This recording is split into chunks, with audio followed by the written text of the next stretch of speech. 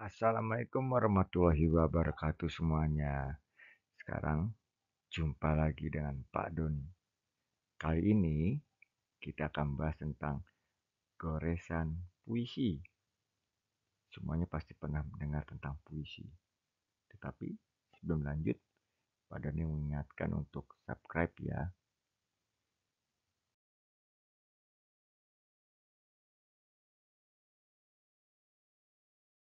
Adik-adik semua, puisi merupakan sebuah karya sastra yang menggunakan bahasa yang indah dan penuh makna. Dalam sebuah karya sastra, seorang sastrawan bisa mengungkapkan pikiran, perasaan, dan pengalaman dirinya ketika membuat syair. Setiap puisi memiliki bentuk dan struktur yang beragam. Dapat dibaca dengan berbagai cara, seperti dibacakan, dinyanyikan, atau dipertunjukkan. Tahukah kamu kalau sebuah puisi memiliki berbagai macam unsur yang ada di dalamnya? Pertama, unsur tema. Kedua, rima. Ketiga, gaya bahasa atau majas dan diksi. Keempat, irama. Kelima, citraan atau penglihatan, pendengaran, penciuman, perasaan, dan perabaan. Baiklah adik-adik semua, kali ini kita akan bahas tentang tema. Tema merupakan unsur utama dalam sebuah puisi karena dapat menjelaskan makna yang ingin disampaikan penyair melalui bahasa, serta pokok pikiran dasar untuk mengembangkan dan membuat sebuah puisi. Sedangkan rima merupakan pengulangan bunyi yang ada dalam kata maupun suku kata yang ada dalam sebuah puisi. Biasanya, rima puisi akan terletak pada bagian akhir setiap baris puisi. Berikutnya kita bahas tentang gaya bahasa atau majas dalam setiap puisi. Gaya bahasa dalam sastra yang digunakan untuk menyampaikan makna atau perasaan melalui penggunaan bahasa yang indah, imajinatif, dan kreatif atau berupa kiasan. Sedangkan irama adalah perulangan bunyi-bunyi tertentu berdasarkan pola panjang dan pendek sebuah suku kata yang diberi tekanan dan tanpa tekanan, khususnya pada puisi berbentuk syair.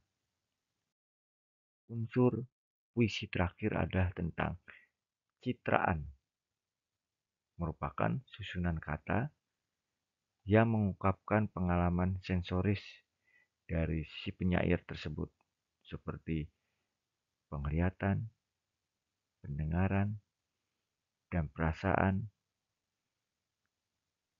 ketika si penyair menulis puisinya.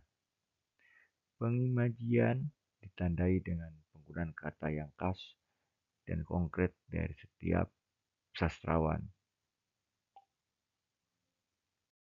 Setelah kita membahas tentang unsur-unsur puisi, ada baiknya kita juga mengenal jenis-jenis puisi.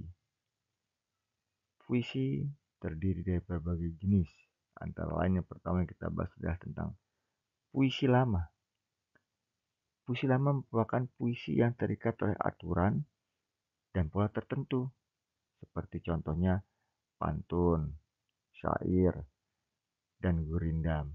Nah, sedangkan kalau puisi baru merupakan puisi yang bebas dalam bentuk dan aturannya, seperti soneta, haiku, dan balada.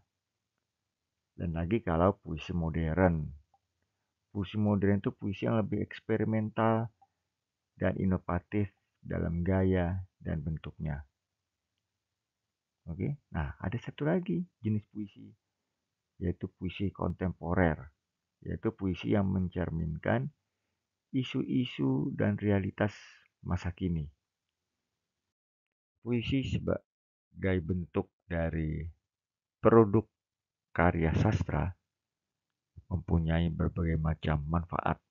Antara lain, yang pertama, meningkatkan kemampuan bahasa dan literasi dari seseorang.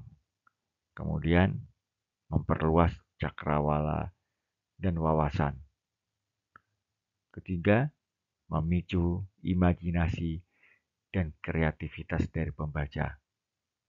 Kemudian, puisi dapat mengembangkan empati dan pemahaman terhadap orang lain. Kemudian, puisi juga mampu meningkatkan kemampuan berpikir kritis dan analitis. Terakhir, ternyata puisi dapat memberikan hiburan dan relaksasi bagi yang mendengarnya. Di Indonesia, banyak sekali tokoh-tokoh puisi. Antara lain, ada Khairil Anwar, ada W.S. Rendra, Amir Hamzah, dan Taufik Ismail. Setiap mereka yang disebutkan tadi mewakili zamannya tersendiri. Sesungguhnya tokoh-tokoh puisi Indonesia banyak sekali. Namun Pak Doni hanya bisa menyebutkan 4 tokoh puisi saja. Setelah tadi kita membaca tentang unsur dan berbagai macam jenis puisi, ada baiknya kita juga belajar menulis puisi. Nah, sebelum menulis puisi, sebaiknya kalian temukan inspirasi dulu. Cari ide dari pengalaman pribadi atau dari pengamatan, boleh juga berdasarkan imajinasi. Kalau sudah menemukan inspirasi, pilih tema yang sesuai dengan topik utama yang ingin disampaikan. Kalau sudah ketemu temanya, gunakan bahasa yang indah. Pilih kata-kata yang tepat dan bermakna. Gunakan majas untuk memperkaya bahasa dan menciptakan efek tertentu bagi pembaca. Kemudian, perhatikan struktur. Pilih bentuk puisi yang sesuai dengan tema dan pesan. Kemudian, setelah jadi puisinya, revisi dan perbaiki dengan cara bacakan puisi yang sudah jadi dengan keras, kemudian revisi kembali untuk meningkatkan kualitas dari puisi tersebut. Insya Allah, kalian akan dapat menulis puisi dengan baik. Anak-anakku semua, kali ini Pak Doni akan mencoba untuk membacakan sebuah puisi yang berjudul Benderaku Lusuh, karya Erdoni Pianto, SPD. Benderaku lusuh dan berdebu, tiada mampu mengharu biru dadaku.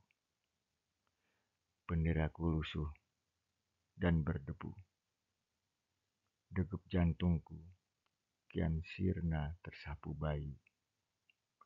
Benderaku lusuh dan berdebu, teronggok sepi ditemani nyanyi sunyi.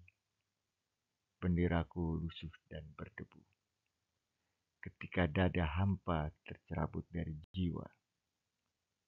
Benderaku lusuh dan berdebu, tak ada lagi yang tabah ditelannya rahasia gelisah. Terima kasih sudah bersama Pak Doni belajar tentang puisi.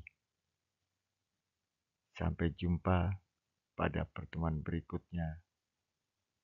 Pak Doni hanya mengingatkan untuk subscribe YouTube Pak Doni. Terima kasih banyak. Assalamualaikum warahmatullahi wabarakatuh.